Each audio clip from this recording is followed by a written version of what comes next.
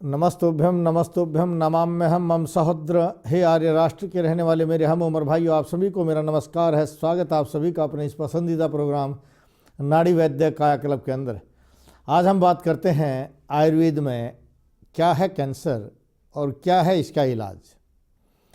देखिए, बहुत ही संक्षिप्त वर्णन आयुर्वेद में आता है कैंसर के बारे में, जिसको कर्कट अर्बुद के नाम से जाना जाता है। और अक्सर ये कर्कट अर्बुद वात और पित्त की अधिकता के कारण होता है। अकेला जो पित्त के कारण होता है उसको सुख साध्य माना जाता है, और इस पित्त के साथ अगर वायु मिल जाती है तो उसको कष्ट साध्य माना जाता है। और मनुष्य का मनोबल अगर गिर गया हो या वृद्धावस्था हो तो उसको असाध्य माना जाता है। अब ये है क्या चीज़? पूर्व काल में आपने देखा होगा कि फोड़े फुंसी होती थी। ऐसे ही गर्मी का स्थान विशेष पर एकत्रित होकर के वहाँ के मांस आदि धातुओं को गला देने का नाम है कैंसर। और जब उसमें भयंकर बदबू आने लग जाती है तो आज के डॉक्टर उसको कैंसर कहते हैं, नहीं तो पूर्व काल में हम इसको फोड़ा कहते थे। और इस फोड़े को भरने के लिए कच्ची राल के अंदर नीला थोथा मिला करके घाव चाहे कैसा भी हो हम भर देते थे। आज भी यही है कि हमारे पास जो कैंसर के रोगी आते हैं, चाहे कितना ही बड़ा घाव क्यों ना हो, चाहे वो ब्रेस्ट कैंसर में हो, चाहे मुख के कैंसर का हो, गले का हो, हम वहाँ पर कच्ची राल और नीले थोथे के द्वारा बनाई गई अपनी मलहम का प्रयोग करके उस घाव को भर देते हैं। कई बार हमने देखा है कि पशुओं को भी अगर कहीं कट जाते हैं, बड़ी भयंकर बदबू आती है, घाव में बहुत ज़्यादा कीड़े हो जाते हैं, तो वहाँ हम DDT लगा देते हैं। उसके लगा देने से भी घाव ठीक हो जाता है। इस तरह से बदबूदार भयंकर से भयंकर पस जहाँ से निकलने लग जाए उसका नाम है कर्कट अर्बुद और कैंसर। यानी बढ़ी हुई गर्मी को ख़त्म करना है। अब गर्मी कैसे बढ़ी शरीर में? जो आप सुबह सुबह चाय का प्रयोग करते हैं, ये बढ़ी हुई गर्मी का कारण है। जो सुबह सुबह फल फ्रूट या गर्म दूध या गर्म पानी का प्रयोग करते हैं, ये भी कैंसर का निर्माता है। और आप लोगों ने जो घी को बंद करके तेल का प्रयोग करना शुरू कर दिया या तेल का छौंक लगाते हैं, ये भी आपके शरीर में कैंसर का कारण है। क्योंकि तेलम तेजम हरती, तेल तो शरीर के तेज को हरता है। जब शरीर का तेज ही नहीं रहा, यानी रोग से लड़ने की ताकत आपकी खत्म हो गई है, तो उसको असाध्य कैंसर माना जाता है। अगर आप घी और दूध का प्रयोग करें, क्योंकि घी के अंदर एक ऐसी ताकत है, गर्मी नहीं बढ़ने देता। घी के अंदर वो ताकत है जो पेट को साफ करता है। मलिनी करोति धातु नीति मल है, जो शरीर की धातुओं को मलिन करता है उसको मल कहते हैं। और मलों को निकालने के लिए सबसे उत्तम साधन जो है वो आपका घी है। और आपने घी को बंद कर दिया। फिर घी को खाने का एक तरीका होता है। आप लोग तड़का लगाते हैं, छौंक लगाते हैं, वहाँ जो घी या तेल का प्रयोग करते हैं वो अवश्य ही कैंसर का कारक होता है। क्योंकि घी और तेल जब इतने गर्म हो जाएं, किसी दूसरी चीज़ को जलाने लग जाएं, तो कैंसर बनाते हैं। इसलिए हमारे यहाँ मक्खन का विधान था, मक्खन खाना चाहिए, कच्चा घी खाना चाहिए, रोटी में डालकर, सब्जी में डालकर या चूरमा बनाकर, हलवा बनाकर आप घी का प्रयोग करें। इस तरह से खाया गया घी जो है कैंसर को दूर करता है। हम अपने रोगियों को, चाहे वो अल्सरेटिव कोलाइटिस के रूप में आ गया है, चाहे वो कैंसर के रूप में आया है, या आंतों में कैंसर के कारण साइड इफ़ेक्ट आ गया है, या डॉक्टरों ने कह दिया कि आप 2 दिन के मेहमान हैं, घर चले जाइए, ऐसी प्रत्येक अवस्था में हम बच्चे को घी पिलाते हैं।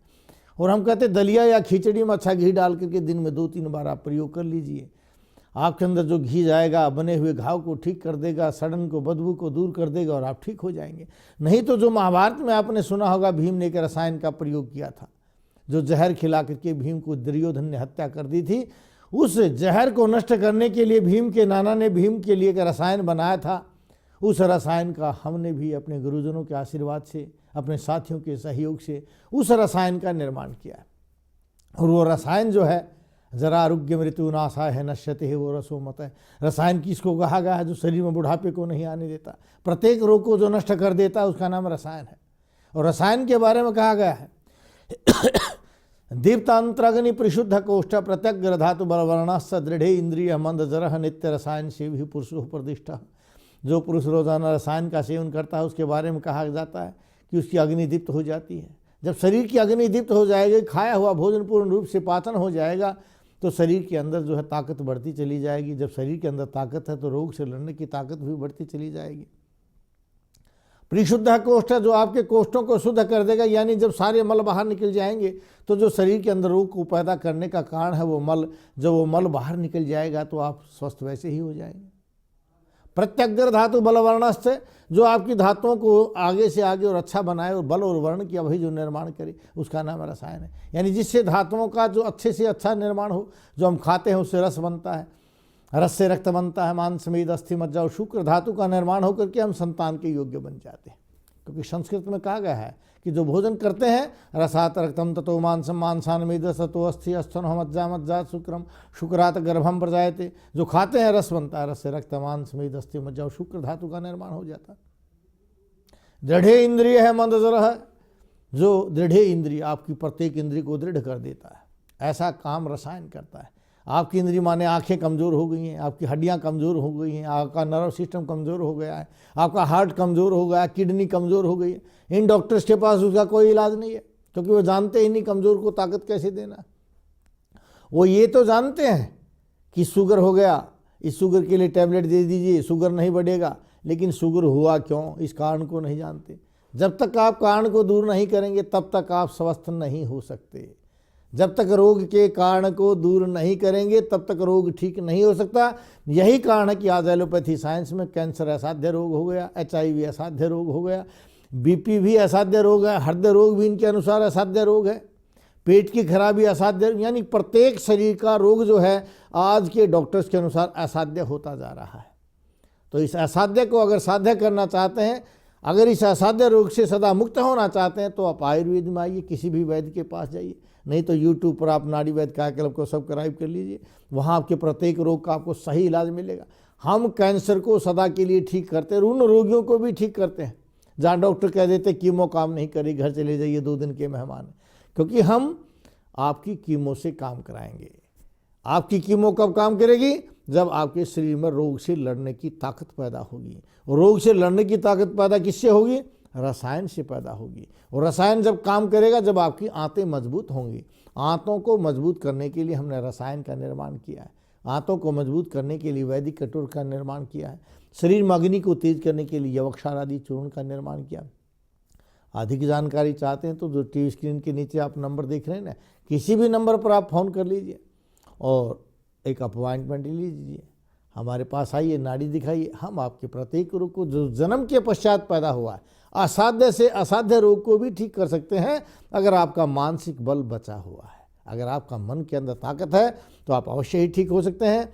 15 दिन में आपको अगर आशातीत लाभ मिले तो आप आइए।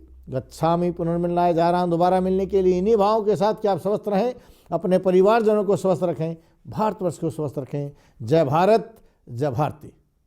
सभी प्रकार के रोग संबंधी परामर्श हेतु वैद्य से मिलने का समय हरियाणा में रोहतक में सुबह 5 बजे से दोपहर 1 बजे तक, दिल्ली बाईपास के नज़दीक हुड्डा सेक्टर 1 की दूसरी पुलिया के सामने, और दिल्ली नांगलोई में दोपहर 1 बजे से शाम 5 बजे तक, नांगलोई मेट्रो स्टेशन के साथ पिलर नंबर 384 के सामने, मेट्रो बाजार में सर्वोदय स्कूल के सामने रोजाना आप मिल सकते हैं। शुक्रवार बंद रहेगा। अग्रिम बुकिंग के लिए संपर्क करें 8595299299 7428299299 95